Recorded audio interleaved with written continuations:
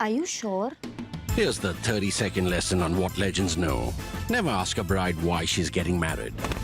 Don't wear a skirt on a windy day. Deodorant is not a shower. Don't sniff chili flakes.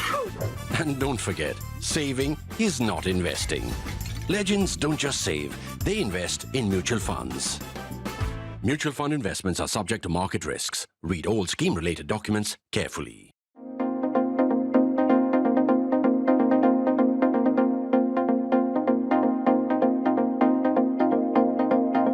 If a crow sits on top of a temple, can it become an eagle? RSS sarsanghchalak or Chief Mohan Bhagwat asked this question in a speech Thursday as part of the Sanjeevan Vyakhyanmala series in Pune. He also brought back the Sangh's ambition that India should rise to be a Vishwaguru or teacher to the world. This is something that Modi government and the BJP have stopped saying lately.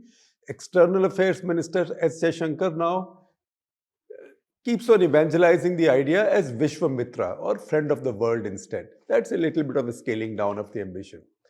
While these statements could merely be rhetorical, they aren't.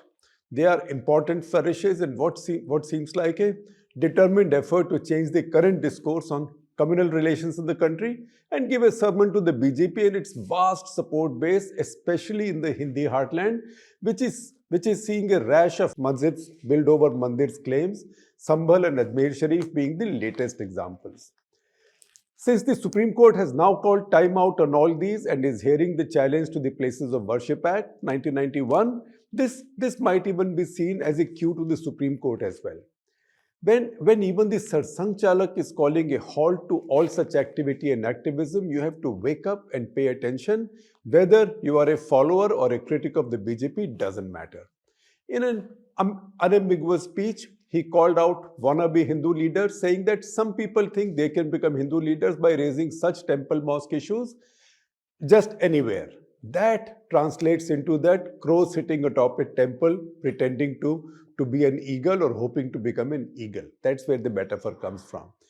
The return to the Vishwaguru aspiration is also rooted in the same sermon. India became a nation through its unique ancient ideology and Samveshi Sanskriti, which I would translate as syncretic culture. We saw everybody as our own. Unity does not mean homogenizing or destroying this diversity. He then makes his larger point, and I quote, "We used to say unity in diversity. We have to start believing now that diversity is our unity." He asks that India try out a little experiment by eschewing all the issues that create enmity or revive the old burdens of suspicion. A small experiment should follow, showing the world that we can all live peacefully. Quotes closed. That answers the point he made on being Vishwaguru.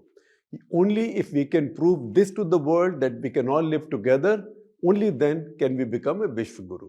While the secular side and political parties still seem to be analyzing what he said, surprisingly, or maybe not so surprisingly, criticism has come from the hard right, especially on social media, with lots of people saying that he's lost his mind, or that he's turned woke, or that he presumes too much by thinking he can speak for all Hindus, and that just because he's calling a halt to all these mandir-masjid disputes, it doesn't mean people are going to stop, because this is a long-awaited quest for justice for all the quote-unquote awful things done to the Hindus in the centuries of Muslim rule by various dynasties.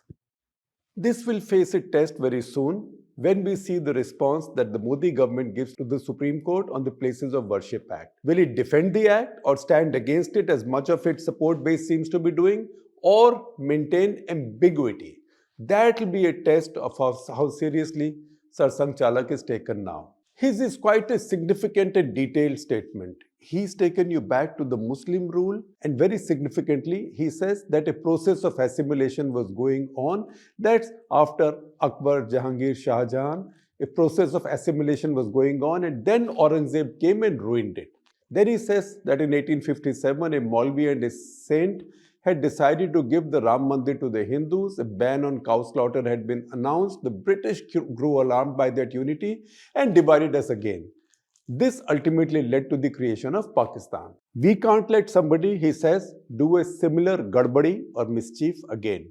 This is actually of a piece with what he had said at an RSS office bearers training camp in Nagpur on 2nd June 2022. He then said that we should stop looking for a shivling under every mosque. Now it's evident that those who acted in Sambal or Ajmer are not taking him seriously, or maybe he's serving them a reminder. It isn't the first time that Bhagwat has spoken out as if trying to correct some distortion in Hindu politics. He spoke, for example, at Ambikapur on 15th November 2022, again addressing RSS volunteers, saying that Hindus and Muslims in India are the same people in the sense that their DNA is the same.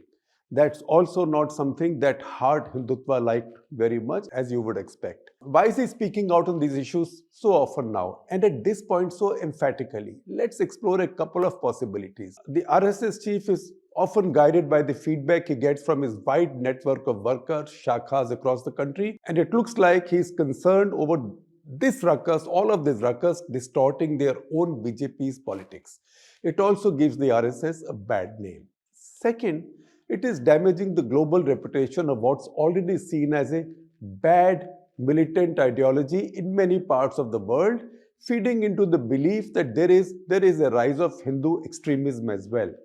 In any case, it's a very strong concern that the leadership of the Hindus should remain within the BJP and the RSS. It should not become a franchise that grows and spreads wildly in a protozoan manner, like the amoeba grows in an amorphous way. There is a realization that if this goes on, if mandir-masjid issues from place to place become a rash, then it would become impossible for their own governments to maintain peace and order. It will give them a bad name and ultimately make them unpopular as well.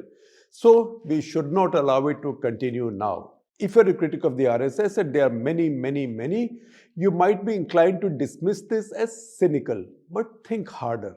It could also be smart politics, cynical yet smart politics, because nobody has a greater stake in the BJP government, not only surviving, but ruling for a long time than the RSS. To that extent, it looks like a very smart, rational political intervention. A new kind of Hindutva, angrily fighting to right the past with lawfare, if not militant and armed in the conventional sense, is now rising. They are breaking out of the four walls of the party offices onto the street and then into the small town back street. Local media, YouTube channels, and social media are the weapons that follow the petition in a local court. Mainstream TV channels then run with it. Rival party spokesmen jump in with their default positions, and we have one more crisis. The question is, how many Sambhals can India or even the BJP governments afford? If this goes on unchecked, the same BJP governments who thrive on this politics will find their states ungovernable. It is the BJP that likes to say that India is a secular country because its Hindu majority wants it to be a secular country. That's a sound argument actually. That's why it's all the more reason that Hindus and the party that claims to represent them should have the greatest interest in keeping things together. And just in case you haven't yet figured it, the mug I'm holding today is not a mug from the print with our usual because politics matters message. This is from the School of Communication Studies at Punjab University, Chandigarh, where I am today to participate in the university's global alumni meet. I'm a proud member of that community also, and also a graduate of this institution, to which I owe a great debt of gratitude. This is also where this episode of National Interest is being recorded.